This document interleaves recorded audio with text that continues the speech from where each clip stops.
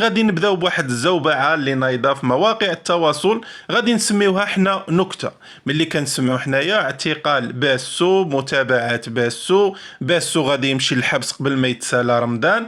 بغيتي نفهم انايا هاد الناس اللي نايضين قال لك دايرين حمله، باغيين يديروا شكايه ضد محمد باسو، ديك السلسله ديال السلكاله. حنا ما شفناش هاد السيد هذا، ما دار لا تشهير، ما دار اسم حتى ديال شي واحد، ما عمرو جبد شي اسم ولا دار تصويره ديال شي مسؤول، ولكن عرى الواقع. بصراحه هذاك السيد تحياتي ليه وتترفع عليه القبعه، اللي عرى على الواقع المعاش. هذا هو المغرب كيف كنعيشوا حنا مع هاد المسؤولين هادو. نقولوا ضركم في هذاك الواقع، ملي غادي تجي اشنو فاش ضركم؟ فاش قال لك بان واحد السيده خرجت الطراس حتى للرون بوين بغات تضرق البوليسي. علاش دابا كاين الطراكسات اللي سايرين كيريبوا؟ شكون اللي كان كيبني من بعد؟ شكون